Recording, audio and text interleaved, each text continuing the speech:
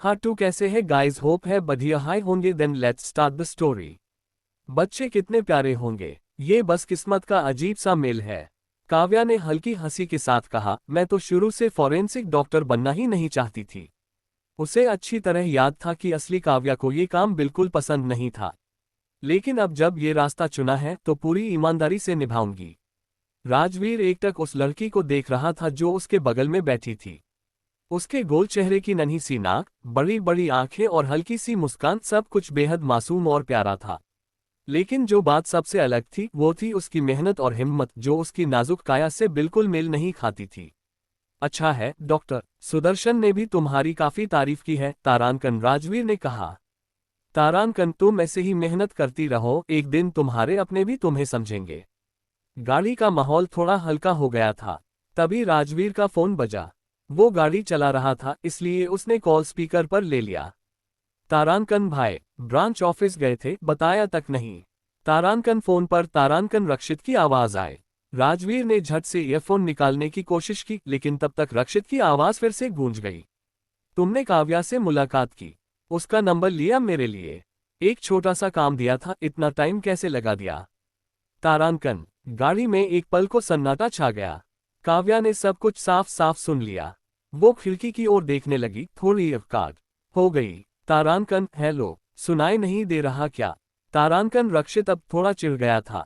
राजवीर ने एक लंबी सांस ली और जवाब दिया, तारांकन तुम खुद पूछ सकते हो। वो अभी मेरी गाड़ी में बैठी है। कुछ सेकंड्स की खामोशी के बाद सिसाले फिर कॉल कट हो गया। राजवीर ने खांसते हुए सफाई दी, तारांकन, वो रक्षित तुम्हें अंकल कपूर के बर्थडे पर मिला था ना? और फिर एक बार बारबेक्यू शॉप के बाहर भी। ओह, तारांकन, काव्या थोड़ी हैरान हुई। तारांकन, लेकिन वो तो निहारिका को ज्यादा नोटिस करता था ना? फिर मेरा नंबर क्यों चाहिए उसे? उसे पता है कि तुम ब्रांच में काम करती हो। तारांकन, क्या उसे ये भी पता है कि मैं फॉरेंसिक डॉक्टर हूँ? तारांकन, काव्या की आंखें फैल गईं।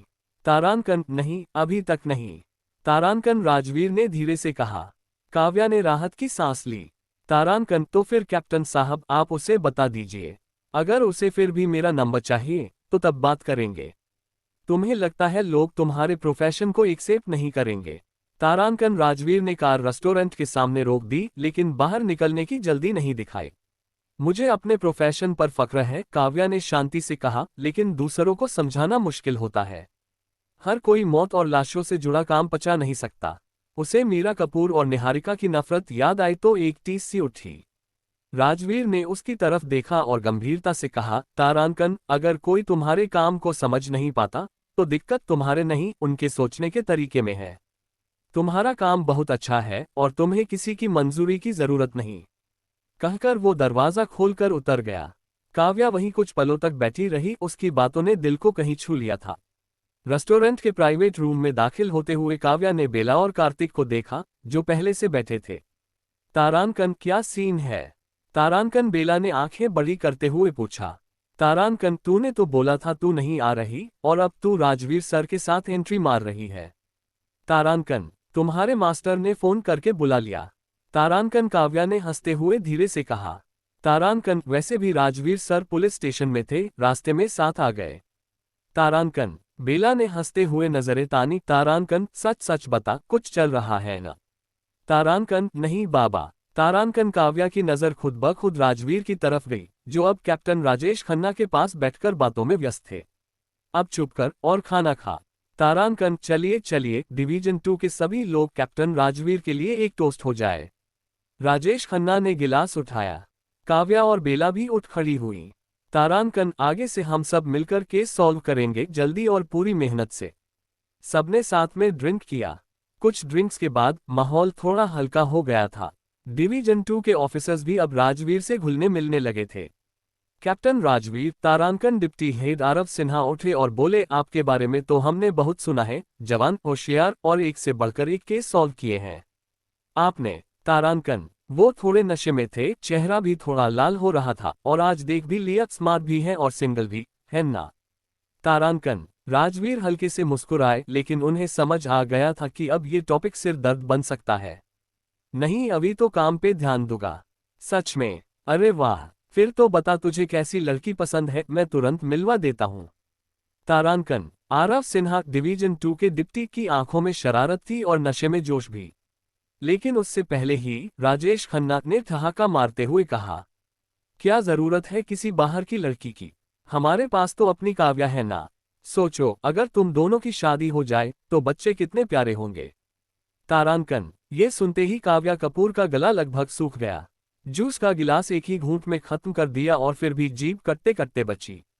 सारे लोग उसकी तरफ देख रहे थे और वो हल्की सी मुस्कान लिए बस इधर उधर देखने लगी, अंदर से उबाल बाहर से शर्म। तारांकन। फिलहाल मेरा प्यार व्यार का कोई इरादा नहीं है, राजवीर ने सीधे कहा और काव्या की ओर देखा जो अब पूरी ताकत से प्लेट में पड़े आलू की सब्जियों को मसल रही थी। आरव ने माहौल हल्का करने की कोशिश की। अरे कोई जल्दी थोड़े है, लेकिन जब कोई सही इंसान मिल जाए तो चांस लेना चाहिए। कैप्टन राजवीर जैसे इंसान को भला कौन लड़की मना करेगी। काव्या का मन किया प्लेट फेंक दे। मैं ही मना करूंगी। तारांकन। पर उसकी हिम्मत सिर्फ खाने पर निकल रही थी, चम्मच उठाना, चखना, निगलना, फिर से खाना, रिपीट। राजवीर बाकी अफसरों से बातों में लगा रहा, लेकिन उसकी नजर बार बार काव्या की ओर जाती रही। छोटी सी मासूम सी दिखने वाली लड़की पर खा ऐसे रही थी जैसे खाना अभी खत्म हो जाएगा। उसे काव्या की सफेद उंगलियां दिखीं जो चम्मच को बड़ी फुर्ती से चला रही थी। अचानक दिमाग में वो स्कलपेल वाली तस्वीर आ गई। तारांकन, जिससे दोपहर में उसने लाश का चीर फाड़ किया था। तारांकन, नहीं नहीं, सोच बंद कर, शराब भी पी रखी थी, उल्टी न हो जाए। उसने सिर झटका और मुस्कुराया। 20 साल के करियर में ऐसी लड़की पहली बार देखी है। तारांकन। छोटी दिखती है, प्यारी है, लेकिन मुर्दों के बीच खड़ी होकर भी जिस ठंडेपन से काम करती है, डरावनी है। अचानक सीने में अजीब सा भारीपन महसूस हुआ। राजवीर उठ गया, बहाना बनाकर वॉशरूम की ओर निकला। योजक चिन्ह। रेस्टोरेंट से बाहर आकर उसने सिगरेट जलाई। धुएं के साथ थोड़ी सी बेचैनी भी हवा में घुल गई। अभी सिगरेट खत्म भी नहीं हुई थी कि हल्के कदमों की आवाज आए। काव्या आ रही थी। तारांकन, सब ठीक है? तारांकन। वो थोड़ी झिझक के साथ बोली, कैप्टन खन्ना बार बार पूछ रहे थे तो सोचा देख ही लूं।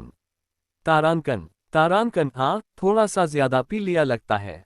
तारांकन। राजवीर ने अपनी आंखें बंद की और नाक के पुल को दबाया। तभी एक ठंडी सोंधी खुशबू उसकी नाक में समा गई। आंखें खोलते ही उसके सामने काव्या की गोरी उंगलियां थीं जिनमें एक छोटी हरी कांच की शीशी थी। ये दवाई है, काव्या ने धीरे से उसकी हथेली में रखी। मैं हमेशा साथ रखती हूँ, आपको दे रही हूँ, मेरे पास घर पर और भी हैं। चक्कर और उल्टी जैसी हालत में बहुत राहत मिलती है। उसे याद आया पहली बार जब उसने लाश को चीर कर देखा था तो हफ्ते भर ठीक से खाना नहीं खा सकी थी। राजवीर फिर भी काफी सहनशील निकला। राजवीर ने जैसे ही काव्या की उंगलियां छुईं, मन में कुछ नर्म सा एहसास जागा। उसने शीशी को पास लाकर सूंघा, नजला, मतली, सब गायब। शुक्रिया, उसने काव्या की आंखों में देखते हुए कहा। इस बार उसकी आंखों में सॉफ्टनेस थी जो पहले कभी नहीं दिखी थी। शायद शराब का असर था, या फिर स्ट्रीट लाइट की वो ऑरेंज रोशनी जो इंसानों को और भी खूबसूरत बना देती है। काव्या को पहली बार लगा कि ये आदमी उतना ठंडा और तन्हा नहीं है जितना दिखता है। तारांकन। लेकिन तभी फोन की घंटी ने उस पल को तोड़ दिया। फोन उठा लीजिए, अंदर आइएगा, कैप्टन खन्ना अब भी आपको ढूंढ रहे हैं। तारांकन। काव्या मुस्कुराए और वापस मुड़ गई। राजवीर ने देखा कॉल रक्षित ठाकुर की थी। हेलो, उसकी आवाज अब कुछ ज्यादा ही मुलायम थी। तारांकन, भाई, किसी का दिल ऐसे तोड़ते हैं क्या? रक्षित लगभग चीख ही पड़ा। तुझे तो काव्या में इंटरेस्ट नहीं था, फिर वो तेरी गाड़ी में क्या कर रही थी? तारांकन। रास्ते में थी बस। राजवीर की आवाज भारी थी और रक्षित को भी फर्क साफ सुनाई दे रहा था। तूने पी रखी है? हाँ, और काव्या भी यही है। तारांकन। तारांकन, क्या तू उसके साथ खाना खा रहा है? तारांकन, पूरा डिवीजन 2 यही है। तारांकन। राजवीर ने बाम को जैकेट की जेब में रखते हुए कहा। पर वो तो कोई आर्काइव क्लर्क या ऐसा कुछ थी ना। फिर ये मीटिंग क्यों अटेंड कर रही? तारांकन। तारांकन, वो डिवीजन 2 की फॉरेंसिक डॉक्टर है।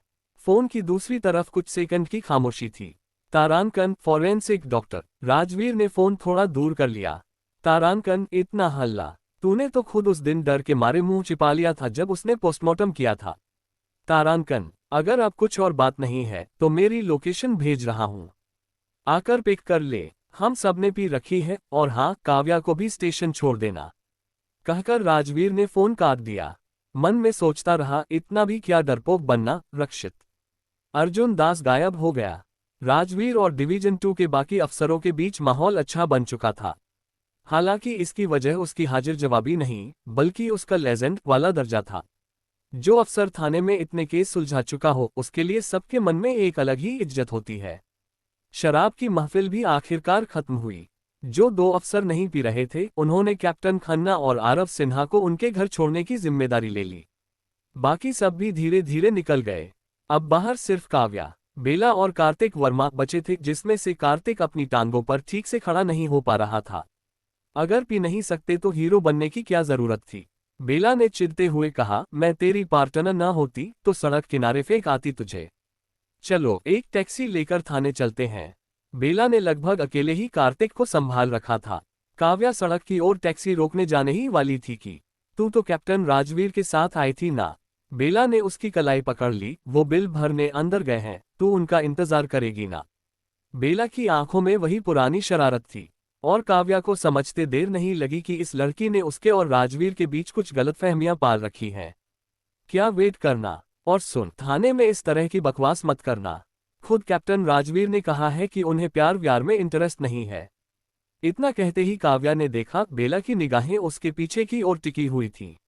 वो पलटा तो देखा, राजवीर, जो अभी अभी बिल चुकाकर बाहर आया था, उसने काव्या की सारी बातें सुन ली थीं। एक पल के लिए हवा में संकोच जम गया। उसी वक्त सड़क के किनारे एक टैक्सी आकर रुकी। काव्या आगे बढ़ने ही वाली थी कि बेला कार्तिक को घसीटते हुए टैक्सी की ओर ले गई। टैक्सी का दरवाजा खोलकर कार्तिक को अंदर डाला और फिर पीछे मुड़ते हुए जोर से बोली, कैप्टन साहब, काव्या अब आपके हवाले है। मैं और कार्तिक चलते हैं। टैक्सी चल दी और काव्या का चेहरा शर्म और गुस्से के मिश्रण से गर्म हो गया। बेला, तू तो गई, अब मिल तो सही, मैं खुद टैक्सी लेकर चली जाती हूँ। कह ही रही थी कि सामने एक शैंपेन कलर की एसयूवी आकर रुकी। दरवाजा खुला और उतरे रक्षित ठाकुर। छोटी काव्या, फिर से मुलाकात हो गई।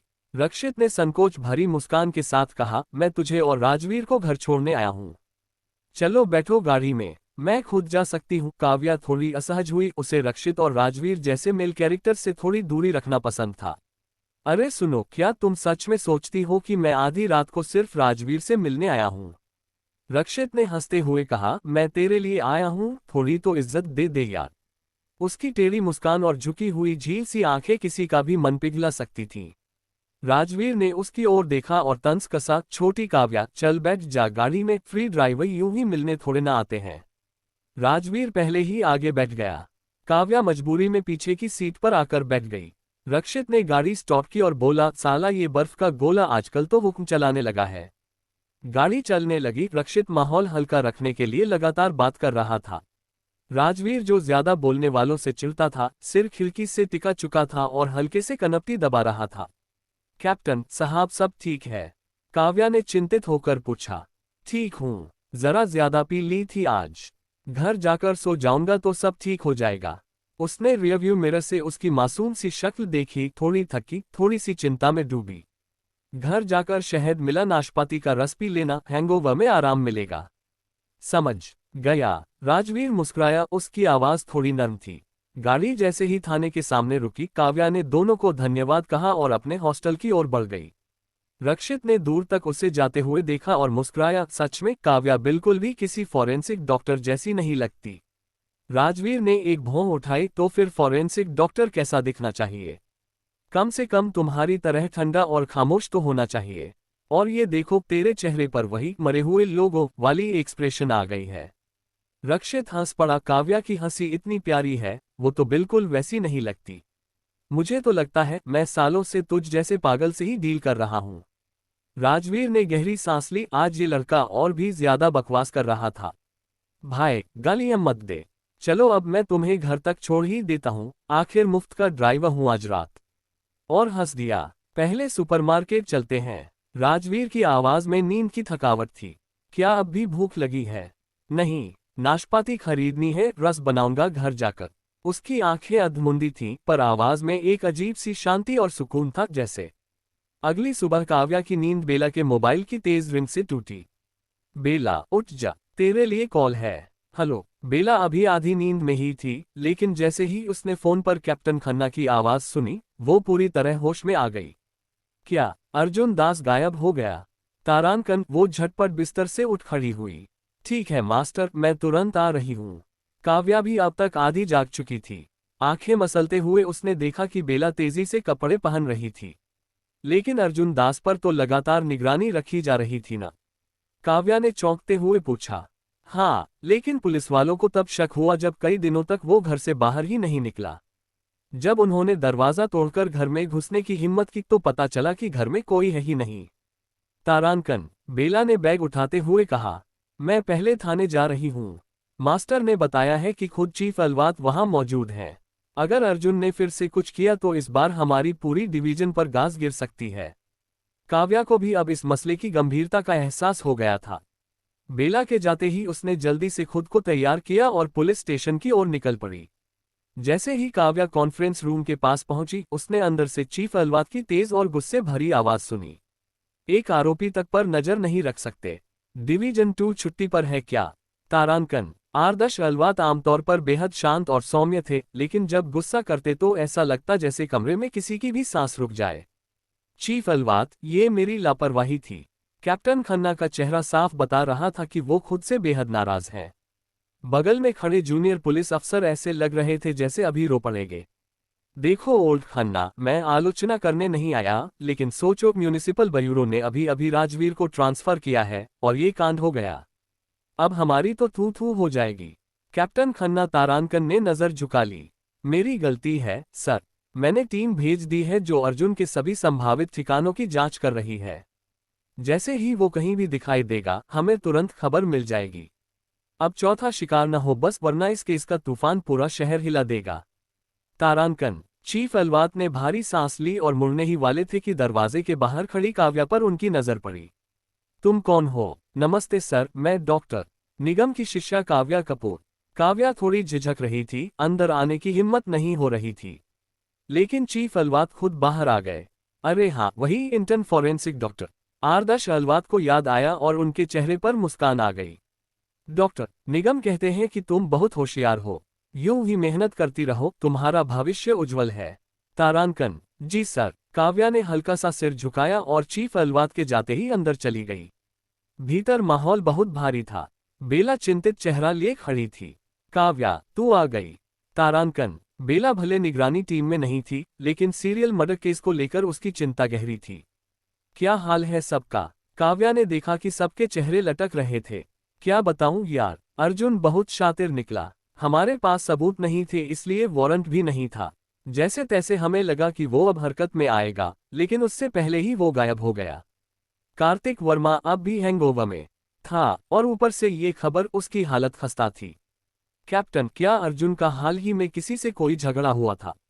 काव्या ने पूछा। उसकी इतनी सावधानी देखकर लगता नहीं कि वो ऐसे ही गायब हो गया होगा।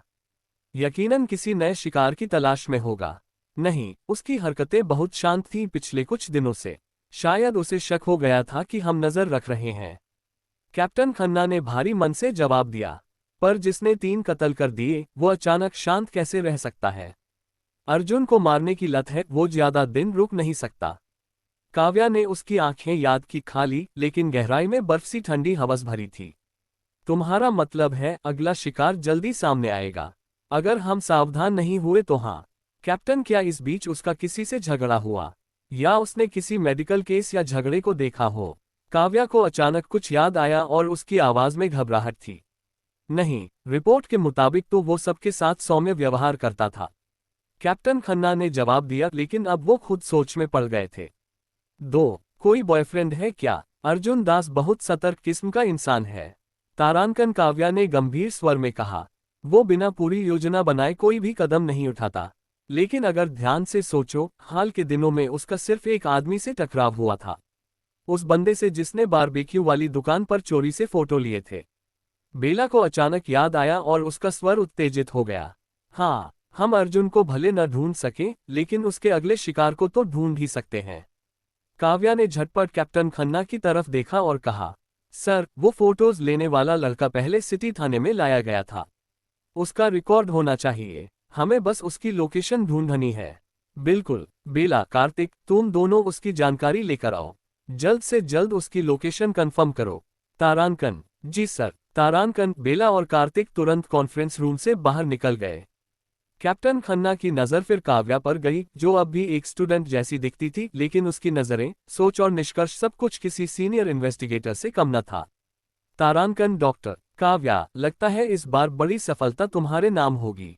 सर, बस हत्यारा पकड़ा जाए और किसी की जान न जाए, यही सबसे बड़ी जीत होगी। तारांकन, काव्या जानती थी कि अर्जुन जिन लोगों को मारता था, वो भी अपने अपने तरीके से दोषी थे, लेकिन उन्हें मारने का हक किसी को नहीं। इधर डिवीजन 2 में सब काम में जुट गए। काव्या, ड्राइवर अमित अरवल की पोस्टमार्टम रिपोर्ट लेने के लिए फॉरेंसिक लैब पहुंची। रिपोर्ट में दिए गए एनेस्थीसिया के तत्व को देखकर उसका माथा सिकुड़ गया। उसने तुरंत राजवीर को कॉल लगाया, जिनका नंबर उसे पहले कैप्टन खन्ना ने दिया था। कैप्टन राजवीर, अमित अरवल की रिपोर्ट में भी वही एनेस्थीसिया मिला है जो अक्षय अवस्थी की रिपोर्ट में था। दोनों की हत्या एक ही व्यक्ति ने की है। ठीक है काव्या, रिपोर्ट टेक्निकल डिपार्टमेंट को भेज दो। मैं अभी अक्षय की मौत से एक रात पहले की सीसीटीवी फुटेज देख रहा हूं। काव्या जब वीडियो रूम पहुंची तो देखा राजवीर कंप्यूटर स्क्रीन पर गंभीरता से झुके हुए थे। पास में एक युवा पुलिस अधिकारी भी बैठा था। कैप्टन, डॉक्टर काव्या आ गई हैं, उस अधिकारी ने कहा। राजवीर ने तुरंत पास वाली कुर्सी घुमाई और काव्या की ओर इशारा किया। बैठो। तो क्या वही ड्रग मिला? जी, लेकिन ये ड्रग बाजार में आसानी से मिल जाता है। इससे कातिल का पता लगाना मुश्किल होगा। काव्या ने स्क्रीन पर ध्यान दिया और पूछा, क्या होटल की फुटेज डैमेज नहीं हुई थी? तारांकन, हुई थी, अधिकारी ने जवाब दिया।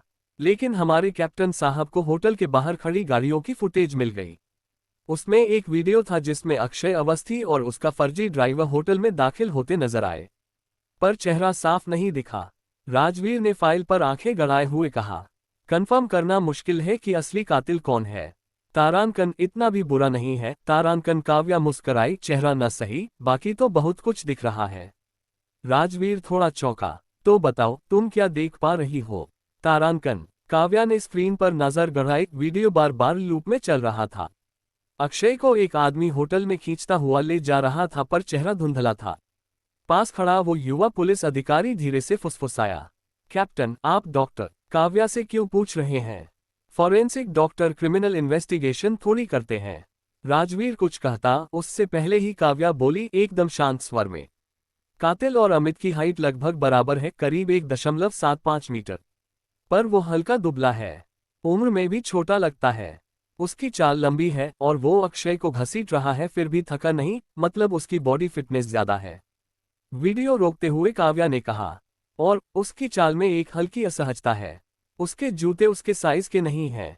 उसने जानबूझकर अमित अरवल के साइज के जूते पहने हैं, ताकि जब सीसीटीवी फुटेज से सिलुएट निकले तो उसे अमित अरवल समझा जाए। क्या बात है डॉक्टर काव्या, आपकी ये एनालिसिस तो हूबहू कैप्टन जैसी है। तारांकन, वो पुलिस अधिकारी अब पूरी तरह प्रभावित हो चुका था। फॉरेंसिक एक्सपर्ट्स बेहद बारीकी से देखते हैं। असल में मरे हुए और जिंदा इंसानों में फर्क उतना नहीं होता जितना लोग समझते हैं। काव्या की आवाज शांत थी, लेकिन उसके शब्दों में वो तीखी नजरें थीं जो हर चीज को छेद जाती हैं। राजवीर, जो अब तक रिपोर्ट पर नजर गड़ाए हुए था, अब चुपचाप उसी को देख रहा था, इतने ध्यान से कि काव्या को हल्की बेचैनी महसूस होने लगी। कैप्टन राजवीर, मुझे लगता है कि अपराधी की सतर्क प्रवृत्ति को देखते हुए उसने होटल पहले से देखा होगा। अगर आप 2-3 दिन पहले की सीसीटीवी फुटेज देख पाए तो शायद कोई मिलता जुलता शरीर वाला शख्स नजर आ जाए। तारांकन, काव्या जानती थी इस केस का कातिल वही हो सकता है जिसने पिछले जीवन में राजवीर के भाई अक्षय अवस्थी को भी निशाना बनाया था। इस बार वो उसे समय से पहले पकड़वाना चाहती थी। ठीक है छोटी काव्या, परसों अक्षय की स्मृति सभा है। थाने के बाहर मैं तुम्हारा इंतजार करूंगा, साथ चलेंगे। राजवीर के लहजे में वो अजीब सी गर्माहट थी जो आमतौर पर उसके सख्त चेहरे से मेल नहीं खाती थी। कैप्टन, मैं भी आपके और डॉक्टर काव्या के साथ चलूंगा। कैप्टन खन्ना ने कहा है कि अगर कोई संदिग्ध नजर आए तो तुरंत रिएक्ट करूं। तारांकन, अभिषेक अर्क, जो इस यूनिट का सबसे जूनियर लेकिन सबसे उत्साही अफसर था, ने फुर्ती से कहा। ठीक है, भीड़ होगी वहां, इसलिए हर चेहरे को गौर से देखना। तारांकन, फिर राजवीर ने काव्या की तरफ देखा। ये अभिषेक है, डिवीजन 2 से। कैप्टन खन्ना ने असिस्ट करने भेजा है। तुम पहले से जानती हो इसे? तारांकन, हाँ, कुछ बार देखा है। ये शायद कार्तिक के बैच में आया था, है ना? तारांकन। काव्या ने मुस्कुराते हुए उसकी तरफ देखा। अभिषेक तो तुरंत ही थोड़ा शर्मा गया। जी डॉक्टर। काव्या, वैसे ज्यादा बातचीत तो नहीं हुई, लेकिन आप डिवीजन की लकी चार्म हो। सब आपको पसंद करते हैं। तारांकन। उसने सिर झुका लिया। राजवीर की मुस्कुराहट हल्की सी गहरी हुई। भविष्य में इस डॉक्टर से बहुत कुछ सीखना है तुम्हें। क्राइम सीन और पोस्टमार्टम के बीच की दूरी जितनी कम होगी, केस उतनी जल्दी सुलझेगा। और हाँ, अगर कभी मुझे न ढूंढ पाओ तो इस छोटे अर्थ से पूछ लेना। मेरी लोकेशन इसे पता होती है। जी सर। तारांकन। काव्या हल्का सा सिर झुकाकर मुस्कुराई। मैं अब अमित अरवल की रिपोर्ट फिर से देख लेती हूँ। शायद कोई सुराग छूट गया हो। वो दोनों को नमस्ते कहकर निकल गई। काव्या के जाते ही अभिषेक ने धीरे से पूछा, कैप्टन। डॉक्टर, काव्या का कोई बॉयफ्रेंड है क्या? तारांकन। राजवीर ने उसकी तरफ बिना पलक झपकाए देखा। तुम्हारे पास इतने क्लूज इकट्ठा करने का टाइम नहीं और बात कर रहे हो उसका बॉयफ्रेंड बनने की। तारांकन। पर सर, दो लोग अगर एक जैसे हों तो वो सिर्फ दोस्त बन सकते हैं। असली रिश्ता तो तभी बनता है जब दो लोग एक दूसरे को बैलेंस करें। पढ़ा है मैंने ये। अभिषेक अब भी आत्मविश्वास से बोला। राजवीर ने ठंडी सांस ली। लगता है तुम्हारे पास काम बहुत कम है। जाओ, अमित अरवल की सोशल कनेक्शंस की पूरी रिपोर्ट दोपहर 10 बजे तक तैयार चाहिए। नाम, नंबर, कौन कौन से लोग कहाँ कहाँ गया था। और हाँ, बहाने नहीं। तारांकन। अभिषेक का चेहरा लटक गया। वो चुपचाप कमरे से बाहर निकल गया। राजवीर ने गहरी सांस ली और मोबाइल उठाकर रक्षित को कॉल किया। बोलिए कैप्टन साहब, क्या सेवा कर सकता हूं मैं? एक मामूली सा सलाहकार। तारांकन। रक्षित की आवाज हमेशा की तरह चुटीली थी। हाँ, एक जरूरी सवाल है। जो नया शहर प्रोजेक्ट चल रहा है वसाई में, उसमें क्या कुछ हिस्सा अवस्थी कॉर्पोरेशन को दिया गया था? तारांकन। अब रक्षित की आवाज भी संजीदा हो गई। हाँ, उनका रेट सबसे कम था। क्यों, क्या अक्षय अवस्थी की मौत का इससे कोई ताल्लुक है? शायद। मेरे भाई की मौत भी एक सरकारी टेंडर से जुड़ी थी। बस, कभी कुछ ठोस मिला नहीं। तारांकन। राजवीर की आवाज अब भारी हो गई थी। अक्षय की बात कर रहे हो? तारांकन। रक्षित अब सोच में पड़ गया। ठीक है, मैं तुम्हें उन सभी कंपनियों की लिस्ट भेजता हूं जो अवस्थी कॉर्पोरेशन से कॉम्पीट कर रही थीं। तारांकन। थैंक यू भाई। अबे क्या थैंक यू, पर एक काम कर, अगर वक्त मिले तो काव्या को डिनर पर बुला देना। मेरी तरफ से। तारांकन। रक्षित ने हल्के अंदाज में कहा। राजवीर ने एक सांस छोड़ी। तू सीरियस है? और क्या, वो मेरी सारी गर्लफ्रेंड क्राइटेरिया पास करती है। तेरे घर वाले तो मानेंगे नहीं, वो फॉरेंसिक डॉक्टर है। मैं मानता हूँ, मेरे पेरेंट्स सरकारी नौकरी वाले हैं, जरा पुराने ख्याल के। पर रिलेशनशिप है, शादी थोड़ी कर रहा हूँ अभी। तारांकन। रक्षित की बात में मजाक था, पर आंखों में एक गंभीर चमक भी। सीरियल किलर पकड़ा गया। रक्षित, इंसानी कमजोरियां इतनी खुलेआम मत दिखाया कर, कम से कम मुझसे तो नहीं। राजवीर के लहजे में हल्की सी मुस्कान थी, लेकिन बात सीधी थी। कमजोरी नहीं है ये सर, बस आप थोड़े पुराने ख्यालों के हैं। रिलेशनशिप का मतलब सीधा शादी। अगर ऐसा सोचते रहोगे तो लड़कियां आपसे डर ही जाएंगी। ये कहते हुए रक्षित ने चुटकी ली। काव्या बहुत समझदार और सुलझी हुई लड़की है। अगर तुम उसे पसंद करते हो तो ठीक से कोशिश करो, ऐसे नहीं जैसे पहले करता था। राजवीर ने शांत स्वर में कहा, पर नजरों में गंभीरता थी। ओह, तो ये पहली लड़की है जिसकी तारीफ आपने खुद की है? रक्षित थोड़ा चौंका। क्या आप भी? वो रुक गया, मुस्कुरा कर बोला, बताओ ना, मुझसे छीनेगा नहीं उसे। राजवीर ने फोन को दूसरे हाथ में पकड़ा और साथ में कंप्यूटर स्क्रीन पर चल रहे वीडियो पर क्लिक कर दिया। इस वक्त दिमाग सिर्फ केस पर है, रोमांस का टाइम नहीं है। फिर कुछ सेकंड रुककर राजवीर बोला, वैसे ये इतना एटीट्यूड कहाँ से लाते हो तुम? क्या तुम मुझे हरा सकते हो? ओफो, अब समझ आया क्यों लोग कहते हैं कि आप कम बोलते हो, क्योंकि जब बोलते हो तो सामने वाले की बोलती बंद हो जाती है। रक्षित ने हंसते हुए कॉल काट दी, लेकिन अब वो और भी ज्यादा काव्या में दिलचस्पी लेने लगा था। इधर पोस्टमार्टम लैब में काव्या अचानक चीखी। डॉक्टर। सुदर्शन निगम ने चश्मा उठाते हुए कहा, ठंड कुछ बढ़ गई है 2 दिन से। एक ले और पहन लिया करो।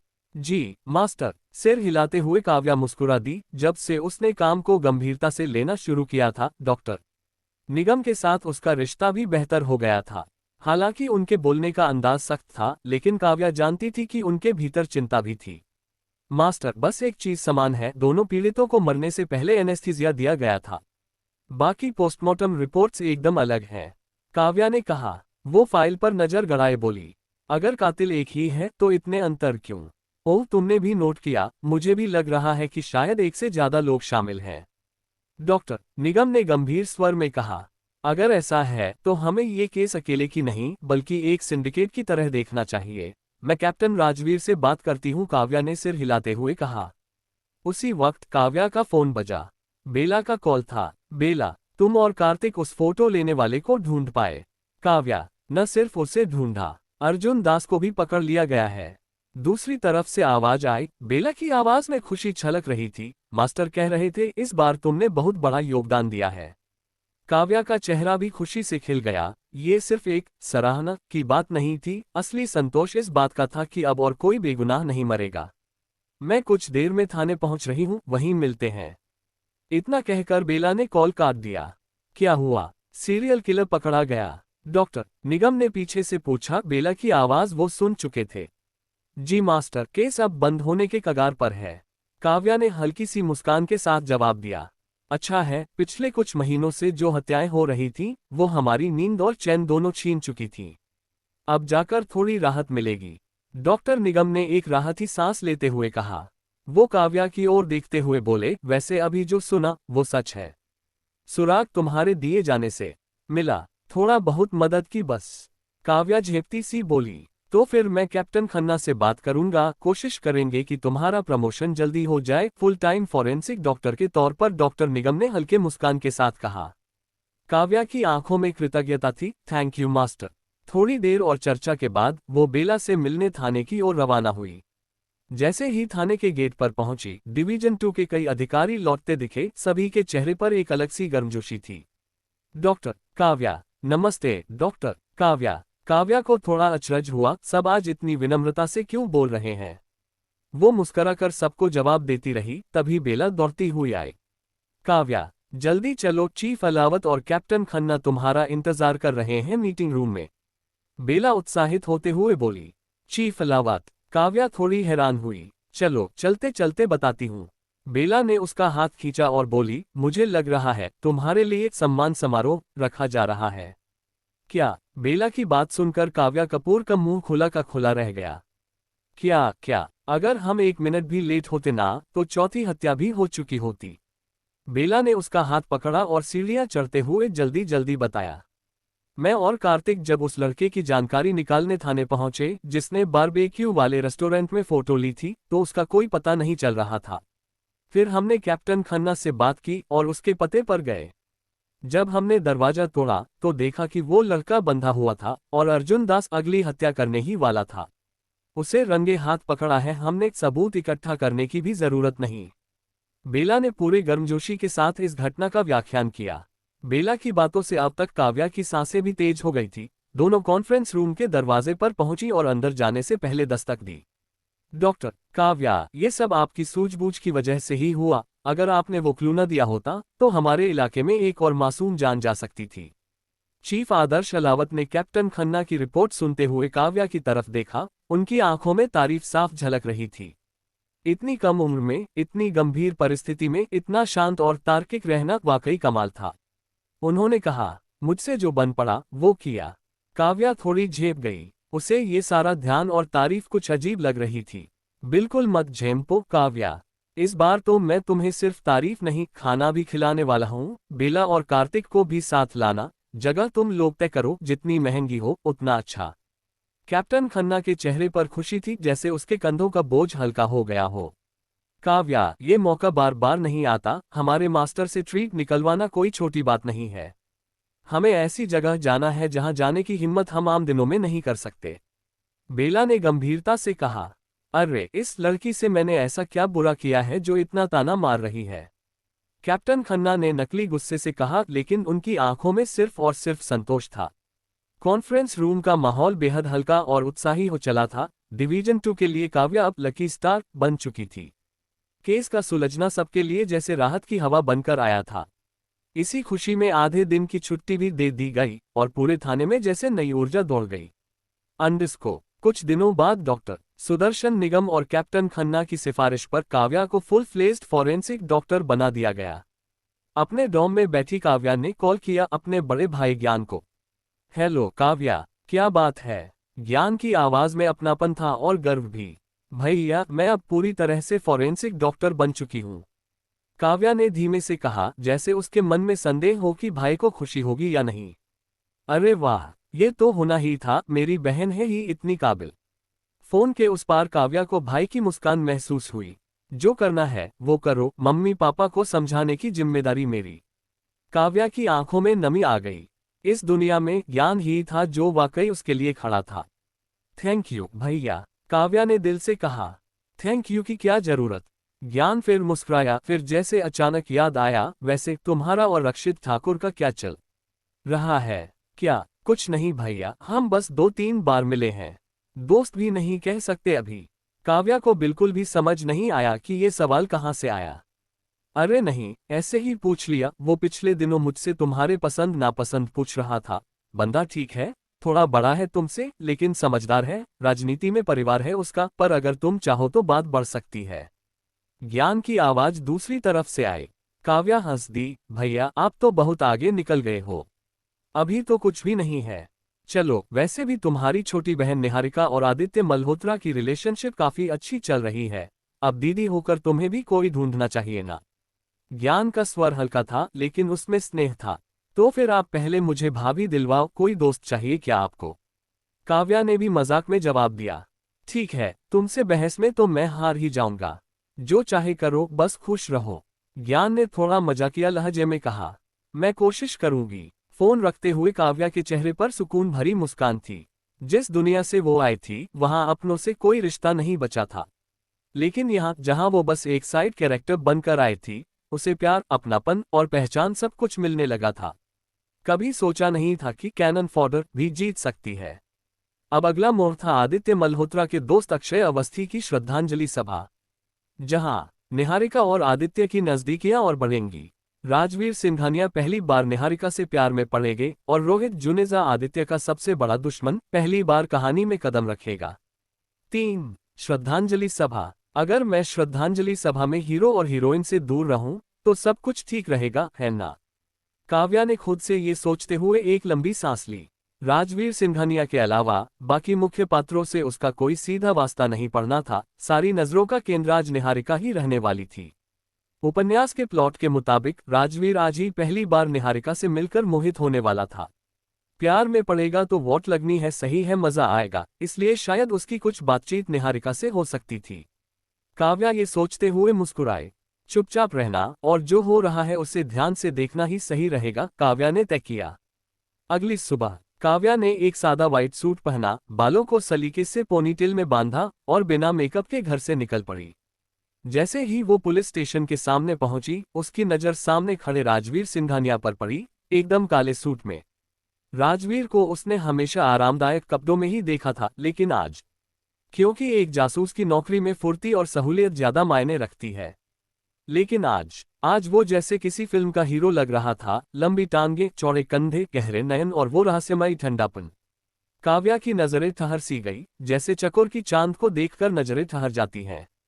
कितना प्रभावशाली लग रहा है आज, काव्या मन ही मन सोच रही थी। तो फिर आदित्य मल्होत्रा आज किस अंदाज में आया होगा जो राजवीर को भी टक्कर दे सके? काव्या अपने आप से ही बड़बड़ाए। चलो, गाड़ी में बैठो। इतना कहते हुए राजवीर ने उसकी ओर देखा। शायद उसके बिना मेकअप वाले चेहरे पर नजर टिक गई थी। उन मर्दों पर ध्यान देना जो 30 की उम्र के आसपास हैं। गाड़ी स्टार्ट करते हुए उसने कहा, ठीक है कैप्टन, और हाँ मेरे मास्टर डॉक्टर। निगम और मैंने भी ये महसूस किया है कि अक्षय अवस्थी और अमित अरवल की मौत में बहुत अंतर है, शायद हत्यारा एक नहीं है। काव्या ने थोड़ा सोचकर कहा, हाँ मैंने भी यही सोचा है। राजवीर ने सिर हिलाते हुए रफ्तार बढ़ाई और बोला, असल हत्यारा शायद आज ना आए, लेकिन उससे जुड़ा कोई व्यक्ति जरूर आएगा। तो क्या आपको लगता है कि अक्षय अवस्थी की हत्या किसी परिचित ने की? काव्या ने उसका चेहरा देखा, मानो वो राजवीर का चेहरा पढ़ लेना चाहती हो। जरूरी नहीं, लेकिन इतना तय है कि ये सब अवस्थी कॉर्पोरेशन से जुड़ा है। राजवीर ने बिना कोई एक्सप्रेशन दिए सामने देखते हुए ही जवाब दिया। तारांकन। कुछ ही देर में वे श्रद्धांजलि सभागृह पहुंच गए। काव्या और राजवीर एक साथ अक्षय अवस्थी की श्रद्धांजलि सभा वाले फ्लो पर पहुंचे। उन्हें शोक सभा श्रद्धांजलि देनी थी और 2 सफेद फूल लेकर सीने पर रखने थे, जरूरी नहीं की सफेद फूल रखे, कोई भी फूल रख सकते थे पर सफेद फूल शांति का प्रतीक था, इसलिए ज्यादा सही वही रहता है। तुम्हारे भाई और परिवार आ चुके हैं? राजवीर ने इधर उधर देखते हुए पूछा। हाँ, भैया ने सुबह ही कॉल किया था, बोले थे देर मत करना। काव्या धीमे बोल रही थी, इसलिए उसे और करीब आना पड़ा। तो चलो, हम भी चलते हैं अंदर। राजवीर ने काव्या को अंदर चलने का इशारा किया। मातम के माहौल में काव्या ने झुककर श्रद्धांजलि दी और फिर राजवीर के साथ एक किनारे खड़ी हो गई। कुछ भारी सा महसूस हुआ दिल में, शायद माहौल की वजह से, या फिर शायद मिस्टर अवस्थी और उनकी पत्नी को रोते हुए देखकर, या फिर शायद इस बात से कि उसकी असली दुनिया में उसकी कमी कोई महसूस नहीं करता। उसे लगा कि अगर वो गायब हो जाए तो उसकी दुनिया में किसी को फर्क नहीं पड़ेगा। ठीक उसी पल राजवीर ने एक काला रेशमी रुमाल उसकी ओर बढ़ाया। काव्या ने उसकी तरफ देखा, उसका चेहरा अब भी शांत था और उसकी आंखों में वही पुरानी दृढ़ता थी। मैं तो जैसे अपना मकसद ही भूल गई थी। काव्या को शर्म सी आए। सभा खत्म होने के बाद सब लोग धीरे धीरे बाहर निकलने लगे। काव्या ने नजरें झुका ली और चुपचाप राजवीर के बगल में चलती रही, जैसे खुद को सबकी नजरों से छिपाना चाहती हो। काव्या यार, आप राजवीर के साथ कैसे आईं? एक अनजानी आवाज आए। काव्या ने सिर उठाया तो सामने अभी कोहली और उसके साथ खड़ी थी निहारिका कपूर, मतलब उसकी बहन।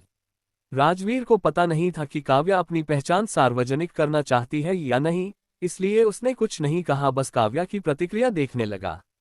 काव्या और राजवीर दोनों ही पुलिस स्टेशन में काम करते हैं।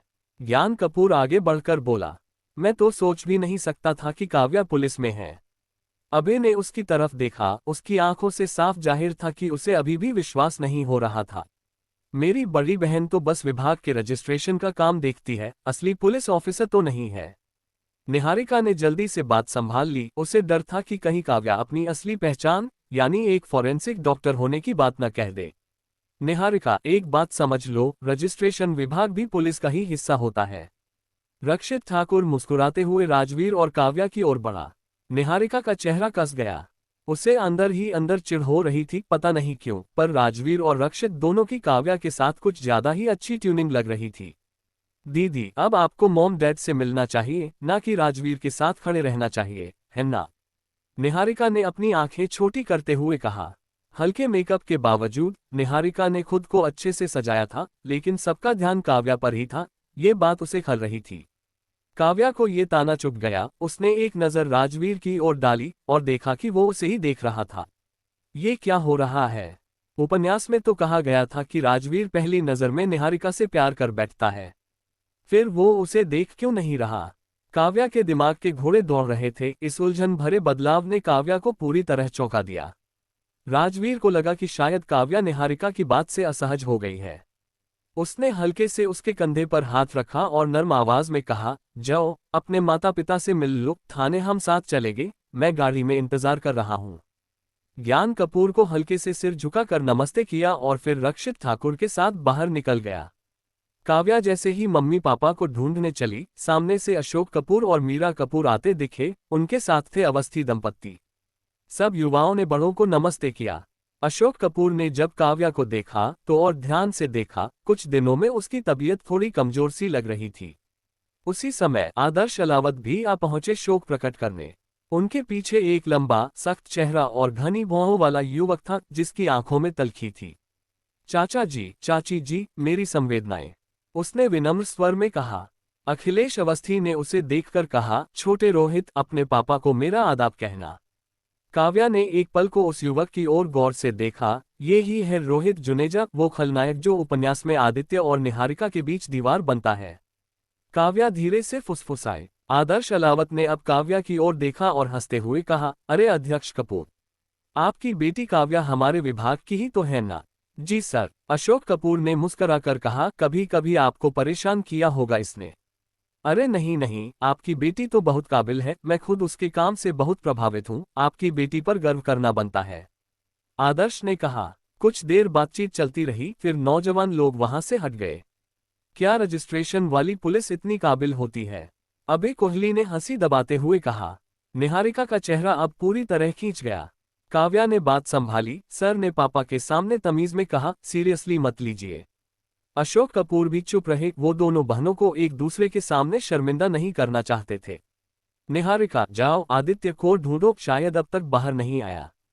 ज्ञान के कहते ही निहारिका वहां से चली गई, जाते जाते काव्या को तीखी नजर से देखती हुई। दिमाग पर मत लो, राजवीर बाहर तुम्हारा इंतजार कर रहा है, तुम थाने लौट जाओ, ज्ञान ने प्यार से कहा। काव्या ने सिर हिलाया और विदा ली। भाई साहब, आपकी बहनों के बीच थोड़ी दूरी दिखती है, अबे कोहली ने कहते हुए चुटकी ली। हमारे घर की बात रहने दे, तू अपने भाई से कितना घुलता मिलता है।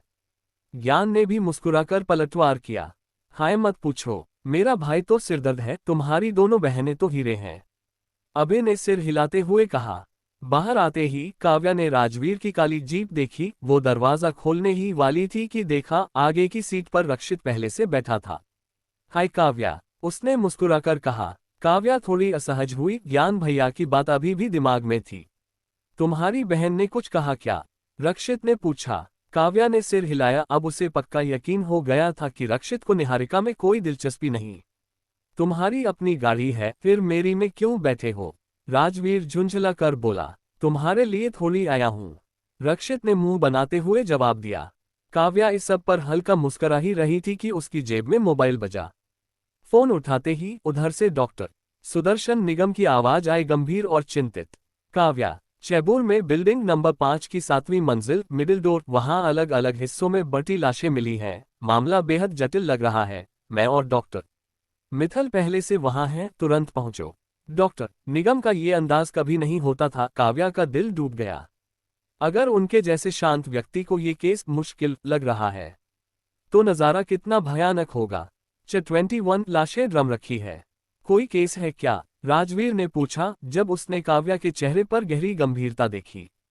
हम चैबूर में टुकड़ों में बंटी लाश का केस है, काव्या ने जवाब दिया। जैसे ही काव्या ने कहा, राजवीर ने झुंझलाकर रक्षित की ओर देखा। गाड़ी से उतरो, क्या तुम भी क्राइम सीन पर चल रहे हो? राजवीर ने थोड़ा मुंह बनाते हुए कहा। रक्षित ठाकुर ने अनमने भाव से गाड़ी छोड़ी और जाते जाते काव्या को हल्की मुस्कान के साथ कहा, काव्या तुम अपना काम निपटाओ, फिर किसी दिन साथ खाना खाते हैं। काव्या ने सिर हिलाया और चुपचाप आगे की सीट पर बैठ गई। गाड़ी एक झटके में आगे बढ़ गई और पीछे रक्षित ठाकुर रह गया, सड़क के किनारे खड़ा बेबस मुस्कुराहट के साथ। वो अब कर भी क्या सकता था? उसे अब समझ आने लगा था कि काव्या कपूर को पाना इतना आसान नहीं। रास्ते में राजवीर के मोबाइल पर कैप्टन खन्ना का कॉल आया। उनके शब्दों में चिंता छिपी थी। मामला बहुत जटिल लग रहा है, एक नहीं कई शव हो सकते हैं। दूसरी तरफ से गहरी चिंता भरी आवाज आई। राजवीर ने रफ्तार और तेज कर दी। कुछ ही देर में उनकी जीप चैबूर में दाखिल हो चुकी थी। इलाके में पहले से कई पुलिस अधिकारी मौजूद थे। जैसे ही काव्या ने दरवाजा खोला, उसकी नजर सामने कार्तिक पर पड़ी, जो स्थानीय लोगों से पूछताछ कर रहा था। कार्तिक, काव्या ने पास जाकर उसे संबोधित किया। Doctor Kavya, captain Rajveer. कार्तिक थोड़ा चौंका और बोला, कैप्टन राजेश और डॉक्टर निगम ऊपर हैं, केस थोड़ा अजीब लग रहा है, आप दोनों ऊपर ही चलिए। काव्या और राजवीर दोनों सीधा 7वीं मंजिल की ओर बढ़ गए। मास्टर, काव्या ने दस्ताने पहनते हुए डॉक्टर सुदर्शन निगम के पास पहुंचकर पूछा, क्या ये सारे अंग एक ही मृतक के नहीं हैं? डॉक्टर निगम ने बस एक नजर डाली और सिर हिला दिया। इन अंगों की सड़न की स्थिति अलग अलग है और इनका आकार, संरचना सब अलग है। ये अंग अलग अलग लोगों के हैं, उन्होंने गंभीरता से उत्तर दिया। उनका चेहरा और भी सिकुड़ गया था और फिर बोले, अभी तक कम से कम 8 लोगों के अंग मिल चुके हैं। 8? काव्या तैयार थी, फिर भी सुनकर उसका दिल दहल गया।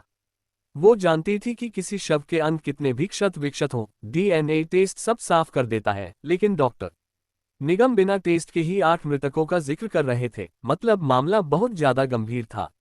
उसी समय कैप्टन राजेश और राजवीर आमने सामने हुए। माफ कीजिए कैप्टन राजवीर, आपको इतनी जल्दी बुलाना पड़ा। उनकी आवाज में शर्मिंदगी थी। कोई बात नहीं कैप्टन, ये भी मेरी ड्यूटी है, आप चिंता न करें। ये कहते हुए राजवीर ने बात संभाली और खुद जांच में लग गया। कैप्टन राजेश ने एक और इशारा किया, जहां खिड़की के पास एक बड़ा सफेद ड्रम रखा था। मकान मालिक का कहना है कि किराएदार से संपर्क नहीं हो रहा था। किराया लेने आया, दरवाजा खोला तो कमरे से भयंकर बदबू आई। जब अंदर आया तो इस ड्रम में कटी हुई लाशें और अंग भरे थे। कैप्टन राजेश ने जानकारी दी। आदमी हिल गया। राजवीर ने ड्रम पर नजर डाली। वो गहरा और बड़ा था, अगर पूरा अंगों से भरा है तो दृश्य हिला देने वाला था। पास ही काव्या और डॉक्टर निगम लाशों के हिस्सों की बारीकी से जांच कर रहे थे। कुछ ऐसा मिला जो उल्लेखनीय हो? राजवीर ने दोनों से पूछा।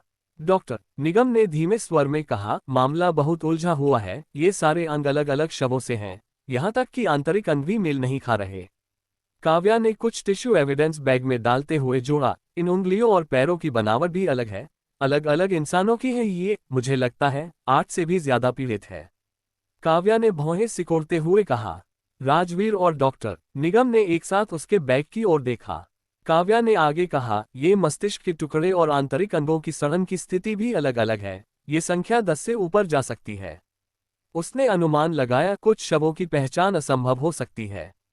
राजवीर ने नाक सिकोड़ते हुए पूछा, इस रूम का किराएदार कौन है? उसकी पहचान हुई? कैप्टन राजेश ने फाइल देखते हुए कहा, नाम है सुरेश पांडे, उम्र 36, बेरोजगार, 1 महीने से लापता है। अब तक कोई संपर्क नहीं हो पाया। फिलहाल वही प्रमुख संदिग्ध है। राजवीर ने कहा। काव्या, जो अब भी जमीन से आंग उठा रही थी, चौंकी। उसने सिर उठाकर कहा, जरूरी नहीं कि सुरेश पांडे अपराधी हो सकता है वो भी इन्हीं लाशों में से एक हो। थाने में टेस्टिंग के बाद असली सच्चाई सामने आएगी। काव्या जो कह रही थी, उसमें से आधा हिस्सा उसकी फॉरेंसिक समझ से था और आधा उसके सिक्स्थ सेंस से। अगर सुरेश पांडे ही कातिल होता तो क्या वो इतनी बड़ी गलती करता? उसी किराए के फ्लैट में इतनी क्रूरता से लाशों के टुकड़े करके छोड़ देता? नहीं, बात कुछ और है। वह सोच रही थी। राजवीर भी उसकी बात से सहमत था। उसने गंभीर स्वर में कैप्टन राजेश खन्ना से कहा, हमें सुरेश पांडे और मकान मालिक दोनों के सामाजिक संपर्कों की जांच करनी चाहिए। किससे मिलते थे, किससे बात होती थी, सब देखना होगा। राजेश खन्ना ने सिर हिलाया और पास खड़े पुलिसकर्मियों को तुरंत निर्देश दिए। उधर काव्या ने धीरे से फर्श की ओर झुकते हुए कहा, मास्टर, इन टुकड़ों में जो खून की मात्रा है वो बेहद कम है।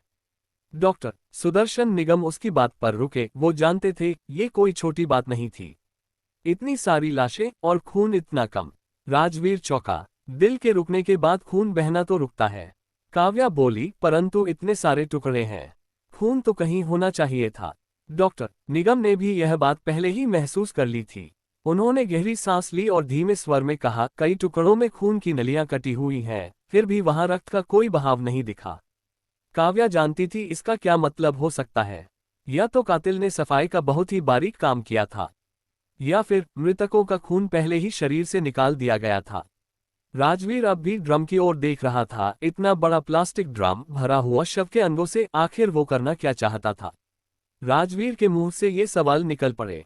काव्या ने जवाब दिया, आमतौर पर ऐसे मामलों में कातिल शव छुपाने के लिए टुकड़े करता है, फिर या तो फेंक देता है या गाड़ देता है। कुछ सोचते हुए काव्या फिर बोली, पर यह मामला उल्टा है। ये तो उसने खुले में रख दिया, जैसे चाहता हो कि कोई देखे। राजवीर ने भी उसी दिशा में सोचना शुरू किया। क्या हो सकता है कि वो उन्हें जलाने या एक साथ दफनाने की योजना बना रहा हो?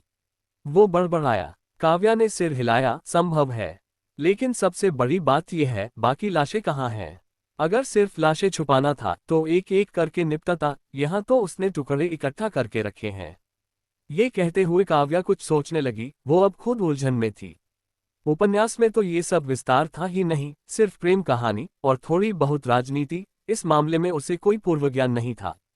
तारांकन। उसने राहत की एक सांस ली और राजवीर से कहा, पहले हम सब कुछ थाने ले चलते हैं। डीएनए टेस्ट और बाकी विश्लेषण के बाद ही कुछ तय हो पाएगा। राजवीर जानता था कि जल्दबाजी का कोई मतलब नहीं। मौके पर कोई फिंगरप्रिंट नहीं, कोई फुटप्रिंट नहीं, यहाँ तक कि सुरेश पांडे के भी कोई निजी सामान मौजूद नहीं थे, जैसे किसी ने सब कुछ साफ कर दिया हो। कैप्टन राजवीर, काव्या ने कहा, मैं और मास्टर पहले थाने वापस जा रहे हैं। किसी भी अपडेट के लिए कॉल कीजिएगा। राजवीर ने उसे जाते देखा। उसकी आंखों में गहराई थी और कहीं न कहीं चिंता भी। गाड़ी में बैठते ही डॉक्टर करण मित्तल ने लंबी सांस ली। आज तो मेरी छुट्टी थी और देखो किस स्पेशल गिफ्ट के साथ बुला लिया गया, उन्होंने व्यंग्य करते हुए कहा। डॉक्टर निगम मुस्कराए। मामला बहुत भारी था। इतने सारे टुकड़े सिर्फ मैं और काव्या नहीं संभाल सकते थे, मजबूरी थी। डॉक्टर करण सिर हिलाते हुए बोले, इतना खौफनाक मामला, ये किस मानसिकता का इंसान कर सकता है? डॉक्टर निगम ने काव्या की ओर देखा। हर मौके पर वो उसकी प्रतिभा को परखना चाहते थे। काव्या, तुम्हारा क्या अनुमान है? उन्होंने पूछा। काव्या ने एक पल सोचा और कहा, मुझे लगता है इसमें एक से ज्यादा कातिल हैं। शरीर के टुकड़े अलग अलग तरीकों से काटे गए हैं। डॉक्टर करण और डॉक्टर निगम दोनों ने उसकी ओर देखा। कुछ कटिंग बहुत सधे हुए हैं, जैसे कोई प्रोफेशनल हो, लेकिन कुछ जगह तो जैसे कुल्हाड़ी या छुरी से बेतरतीब मारा गया हो। काव्या ने ठोस आवाज में कहा। डॉक्टर निगम ने सहमति में सिर हिलाया। और सबसे अहम बात, उन्होंने जोड़ा, कातिल का उद्देश्य शायद शव छुपाना नहीं था, बल्कि पुलिस का ध्यान खींचना था। सोचो, किराएदार लापता है, लाशें ड्रम में रखी हैं, मकान मालिक तो जरूर खोजने ही वाला था, जैसे कातिल चाहता था हमें वो दिखे। थोड़ी ही देर में पुलिस स्टेशन आ गया। काव्या, डॉक्टर निगम और डॉक्टर करण ने सारे अंग सावधानी से उतारे। हर एक टुकड़े की डिटेल्ड ऑटोप्सी रिपोर्ट तैयार की गई और फिर सारे अंग डीएनए मिलान के लिए भेज दिए गए। 17 लाशें। काव्या कपूर सुबह से पोस्टमार्टम लैब में उलझी हुई थी। जब राजवीर सिंघानिया और कप्तान राजेश खन्ना थाने लौटे, तब जाकर उसने टेस्ट रिपोर्ट्स और ऑटोप्सी फाइल्स एक जगह इकट्ठा कर पाए। डॉक्टर काव्या, क्या पता चला? राजवीर ने जैसे ही उसकी थकी हुई आंखों में देखा, सवाल पूछ लिया। काव्या ने रिपोर्ट्स उनकी ओर बढ़ाए और धीमे स्वर में बोली, स्पष्ट जानकारी नहीं है, पर एक बात तय है, कुल 17 मृतक हैं। ये सुनते ही राजवीर और कप्तान खन्ना दोनों के चेहरे बदल गए। उनके चेहरे पर हैरानी और ग्लानि साफ झलक रही थी। 17 लाशें, दोनों के मुंह से एक साथ निकला। यह एक सामान्य मर्डर केस नहीं था, यह एक राष्ट्रीय स्तर का गंभीर आपराधिक मामला था। काव्या ने आगे कुछ और जोड़ा, लाशों को काटने के तरीके अलग अलग हैं, इसका मतलब है कातिल एक से अधिक हो सकते हैं। राजेश खन्ना ने गहरी सांस ली, मानो वो इस सिचुएशन में अपने आप को शांत करने की कोशिश कर रहे हों। और तभी काव्या ने वो बात कही जो उन्हें पूरी तरह चौंका गई। डीएनए टेस्ट में पुष्टि हुई है, सुरेश पांडे भी उन्हीं टुकड़ों में शामिल था, वो पहले ही मर चुका है। काव्या ने गंभीरता से कहा। क्या? कप्तान खन्ना लगभग चिल्ला पड़े। अभी तक जिसे मुख्य संदिग्ध माना जा रहा था, वो तो खुद ही शिकार निकला। इलाका बहुत पुराना है, कप्तान खन्ना ने थककर कहा। सीढ़ियों में कोई सीसीटीवी नहीं, पड़ोसी सारे बुजुर्ग लोग ना ठीक से सुन पाते हैं, ना कुछ कह पाते हैं। केस की भनक लगते ही सब दरवाजा बंद कर लेते हैं, कोई जानकारी नहीं मिली। राजवीर ने गंभीरता से सिर हिलाया और कहा, हम अब इस केस को पीड़ितों के जरिए ही खोलना पड़ेगा। पहले इन 17 लोगों की पहचान तय करो, फिर देखो क्या इनमें कोई कनेक्शन है, कैप्टन खन्ना ने कहा। उसी वक्त काव्या ने कुछ और कहा, जिससे राजवीर की आंखें चमक उठीं। कप्तान, क्या पहले कभी चैबूर में कोई मानव अंग तस्करी या ब्लड सेलिंग रैकेट पकड़ा गया है? काव्या ने सवाल किए। राजवीर चौंक गया। तुम क्या कहना चाहती हो, ये ऑर्गन ट्रैफिकिंग का केस हो सकता है? राजवीर ने भौहें सिकोड़ते हुए काव्या से ही पूछ लिया। नहीं, पूरा यकीन नहीं है, लेकिन इन लाशों से खून पहले ही निकाल लिया गया था, अगर बेचने के लिए नहीं तो शायद अंगों को सुरक्षित रखने के लिए। काव्या के स्वर में चिंता थी। अगर सिर्फ खून बेचना मकसद होता तो एक हद तक समझ में आता, लेकिन अगर कोई लाश के टुकड़ों को संभालने के लिए खून निकाल रहा है, तो ये इंसान नहीं, दरिंदा है। राजवीर ने धीरे से कहा, उसके शब्दों में नफरत थी उस क्रिमिनल के लिए। पुलिस समय समय पर इन रैकेट्स को दबोचती है, लेकिन अंडरवर्ल्ड में ये काले धंधे अब भी चलते हैं। चैबूर ऊपर से जितना शांत दिखता है, अंदर से उतना ही सड़ चुका है। राजवीर ने कहा। कैप्टन राजवीर, मैं इन 17 लोगों की फाइल्स एकत्र करता हूं, आप और काव्या देखिए, क्या और कोई सुराग मिल सकता है। इतना कहकर कप्तान खन्ना थाने के भीतर चला गया। काव्या ने कहा, मेरे मास्टर अभी भी कुछ अधूरी जानकारियां जांचना चाहते हैं, आइए लैब में चलते हैं। राजवीर उसके साथ ऑटोप्सी रूम पहुंचा। अंदर डॉक्टर सुदर्शन निगम अब भी बचे हुए अंगों की बारीकी से जांच कर रहे थे। टुकड़े बेहद खराब हालत में थे, फिर भी उन्होंने हिम्मत नहीं हारी थी। डॉक्टर निगम, राजवीर ने आदरपूर्वक उन्हें अभिवादन किया। कैप्टन राजवीर, एक नई खोज हुई है। डॉक्टर निगम ने धीरे से एक छोटा सा त्वचा का टुकड़ा उठाया और बोले, ज्यादातर टुकड़ों पर त्वचा सुरक्षित है, लेकिन कुछ जगहों से त्वचा जानबूझकर काटी गई लगती है, उस पर तिल और टैटूज भी हैं। उन्होंने आगे कहा, मुझे लगता है कातिल शवों को मजे के लिए काट रहा था। उनके शांत लहजे में जो बात छुपी थी, वह किसी का भी खून जमा सकती थी। और ध्यान देने वाली बात, ये सभी अंग एक ही इंसान के नहीं हैं, लेकिन हमने अस्थायी रूप से उन्हें जोड़ा और एक पूर्ण मानव आकृति की तरह बनाया जा सकता है। बस सिर नहीं है, काव्या ने धीमे से कहा। मतलब कातिल अलग अलग लोगों के अंगों से एक इंसान बनाना चाहता था। राजवीर ने हैरानी से आंखें बड़ी करते हुए कहा, उसको यकीन नहीं हो रहा था। शायद, लेकिन फिर उसने वो विचार अधूरा छोड़ दिया, तभी तो पूरा ड्रम वहीं छोड़ गया। काव्या की आंखों में चिंता थी। वो आगे बोली, मुझे डर है कहीं वो अभी भी और टुकड़े इकट्ठा करने न निकला हो, अगर ऐसा है तो चैबूर में और हत्याएं होंगी। हमें अभी सिर्फ पीड़ितों से शुरुआत करनी होगी, देखना होगा कि क्या उनका कोई आपसी संपर्क था या कोई कॉमन लिंक। राजवीर ने काव्या से कुछ आखिरी निर्देशों के बाद सीरियस क्राइम यूनिट की ओर रुख किया। काव्या लैब में कुछ देर अकेली रह गई, उसके जहन में एक सवाल घूम रहा था। इस उपन्यास में तो मैं कभी फॉरेंसिक डॉक्टर बनी ही नहीं थी, बस हीरोइन थी किसी हीरो की प्रेम कहानी में गुम। अब यहाँ ये असली डरावनी सच्चाई सामने है और मैं अकेली खड़ी हूँ। अब जब काव्या कपूर एक फॉरेंसिक डॉक्टर बन चुकी थी तो उसके मन में सवाल उठने लगे थे। क्या अब इस उपन्यास की कहानी सिर्फ मर्डर केसों तक ही सिमट जाएगी? वो अपने आप से ही धीमे शब्दों में सवाल करने लगी। उसके मन में चैबूर की सुरक्षा को लेकर चिंता थी। उपन्यास में राजवीर सिंघानिया सेकंड लीड था और वो भी तब आता जब अपने भाई का केस सुलझा लेता, लेकिन अब स्क्रिप्ट पूरी तरह बदल चुकी थी। राजवीर अब तक अद्विक सिंघानिया, जो उसका भाई था, के केस में कोई प्रगति नहीं कर पाया था। क्या इसका मतलब था कि चैबूर में हो रहे जघन्य अपराध तब तक चलते रहेंगे जब तक उसका भाई वाला केस नहीं सुलझेगा? काव्या को नहीं पता था कि वो खुद क्या कर सकती है। फिलहाल वो बस अपने फॉरेंसिक काम में पूरी निष्ठा से लगी थी, शायद यही उसके बस में था। योजक चिन्ह। सीरियस क्राइम यूनिट का माहौल बहुत भारी हो चुका था। लगभग पूरा पुलिस डिपार्टमेंट टुकड़ों में मिली लाशों के केस में झोंक दिया गया था। पीड़ितों की पहचान तो जल्दी कर ली गई, लेकिन उनकी आपसी कड़ियां कहीं भी जुड़ती नजर नहीं आईं। कोई बूढ़ा, कोई जवान, कोई औरत, कोई बच्चा, ऐसा लग रहा था जैसे हत्याएं बिल्कुल बेतरतीब ढंग से हुई थी। कोई समानता नहीं, कोई पैटर्न नहीं। काव्या के पास भी पीड़ितों की जानकारी की एक कॉपी थी। वो बेला और कार्तिक के साथ इन्वेस्टिगेशन विजिट्स पर निकली। हर पीड़ित के परिवार ने पहले ही गुमशुदगी की रिपोर्ट दर्ज कराई थी और गायब होने का समय पोस्टमार्टम में निकले मृत्यु समय से मेल खा रहा था। पर अभी भी कई शवों के शेष अंग नहीं मिले थे।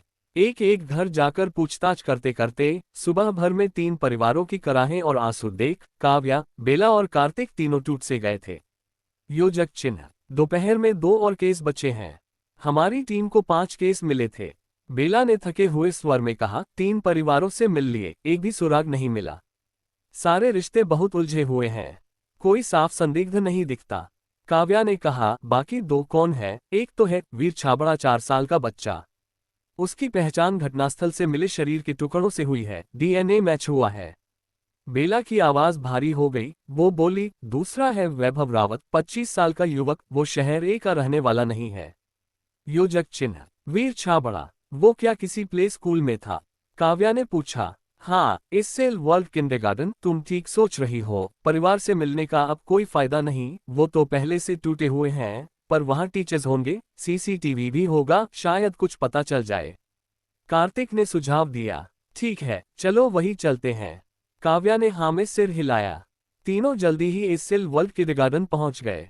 वीर छाबड़ा वहीं का छात्र था। डायरेक्टर, एक 40-45 साल की महिला ने उन्हें शालीनता से अंदर बुलाया। योजक चिन्ह। वीर छाबड़ा की गुमशुदगी स्कूल से नहीं हुई थी, वो स्कूल से घर लौट रहा था। उसकी मां को लगा कोई मानव तस्कर उसे उठा ले गया। उसने तुरंत पुलिस को कॉल किया था, डायरेक्टर ने बताया। फिर उसकी आंखें नम हो गईं। वो बच्चा बहुत समझदार था, कभी परेशान नहीं करता, बहुत प्यारा था। उसका टीचर कौन था? काव्या ने पूछा। टीचर शिवी चौहान, चलिए मैं आपको उनसे मिलवाती हूँ, डायरेक्टर ने कहा। कुछ ही मिनटों में तीनों टीचर के सामने थे। 20-22 साल की एक भोली सी दिखने वाली महिला। शिवी चौहान, ये पुलिस वाले हैं, वीर के बारे में बात करनी है, डायरेक्टर ने कहा और वहां से निकल गईं। शिवी उन्हें एक खाली स्टाफ लाउंज में ले गई और धीरे से बोली, वीर बहुत ही समझदार बच्चा था। उसी दिन उसने मुझे एक कागज का पीला सारस बना के दिया था। उन्होंने जैकेट की जेब से एक हल्के नींबू रंग का छोटा सा कागजी सारस निकाला। 4 साल का बच्चा उस तरह कुछ बना सके, ये अपने आप में बड़ी बात थी। शिवी उसे देखते हुए धीरे धीरे रो पड़ी। उस निर्दयी ने एक मासूम बच्चे को मार डाला। क्या आपने उसे पकड़ लिया? शिवी ने पूछा। काव्या ने तुरंत एक टिश्यू बढ़ाया और नर्म स्वर में पूछा, अभी नहीं। उस दिन जब वीर गायब हुआ, क्या स्कूल में कोई संदिग्ध व्यक्ति दिखा? सब कुछ सामान्य था। स्कूल खत्म होने के बाद उसकी माँ उसे लेने आई थी। उसकी माँ ने बताया था कि वीर उसकी आंखों के सामने गायब हो गया। एक पल में शिवी ने खुद को थोड़ी देर में संभाला, फिर बोली, पहले जो पुलिस आई थी उन्होंने बताया उस वक्त का कोई सीसीटीवी फुटेज नहीं मिला। गायब होने की जगह पूरी तरह एक ब्लाइंड स्पॉट थी। काव्या की हथेली में अब भी वो पीले रंग का कागजी सारस था। उसने उसे ध्यान से देखा। इस छोटे से टुकड़े में मासूमियत, भरोसा और अब एक अधूरी कहानी दफन है। तो कैसी लगा आज की पार्ट गाइस, कमेंट में जरूर बताइएगा। Thanks for watching guys, next episode come soon, take care, bye.